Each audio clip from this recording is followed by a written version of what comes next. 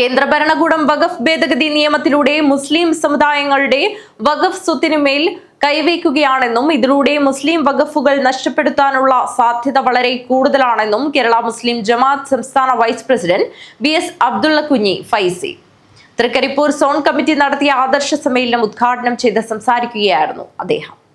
കേന്ദ്ര ഭരണകൂടം വഖഫ് ഭേദഗതി നിയമത്തിലൂടെ മുസ്ലിം സമുദായക്കാരുടെ വഖഫ് സ്വത്തിനു മേൽ കൈവയ്ക്കുകയാണെന്നും ഇതിലൂടെ മുസ്ലിം വഖഫുകൾ നഷ്ടപ്പെടുത്താനുള്ള സാധ്യത വളരെ കൂടുതലാണെന്നും കേരള മുസ്ലിം ജമാഅത്ത് സംസ്ഥാന പ്രസിഡന്റ് BS അബ്ദുള്ള കുഞ്ഞി ഫൈസി അഭിപ്രായപ്പെട്ടു.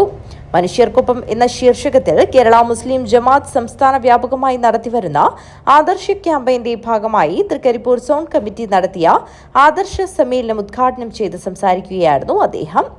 കാസർഗോഡ് അന്ത്യവിശ്രമം കൊള്ളുന്ന മാലിക് ദിനാർ തങ്ങളും തൻ്റെ കൂടെയുള്ള 12 ആൾക്കാരും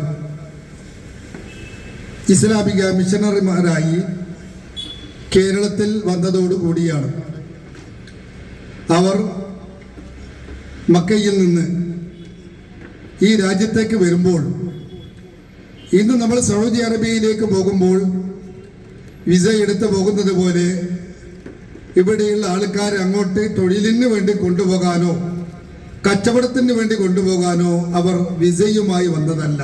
എന്താ സംവിധാനമില്ല. 2014 മുതൽ കേന്ദ്ര ഭരണകൂടം നടത്തിവരുന്ന മുസ്ലിം വിരുദ്ധതയ്ക്കുള്ള ഏറ്റവും അവസാനത്തെ ഒരു ഉദാഹരണമാണ് വഖഫ് ഭേദഗതിയെന്നും അദ്ദേഹം ആരോപിച്ചു.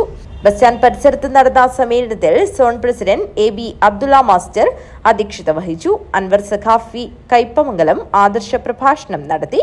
കേരള മുസ്ലിം ജമാഅത്ത് സംസ്ഥാന സെക്രട്ടറി N അലി അബ്ദുള്ള, സയ്യിദ് തയ്യബുൽ ബുഖാരി തങ്ങൾ, സമസ്ത മുഷാവറ അംഗം Ponmula Muhiyuddin Kutty Baqavi, Alampady Abdul Khader Musliyar, Yusuf Madani Cheruvathur, Hamza Misbahi Ottappadavu, Sulaiman Karivellur, Ashraf Karippodi, chairman Jabbar Misbahi, convener TP Naushad master എന്നിവർ സംസാരിച്ചു.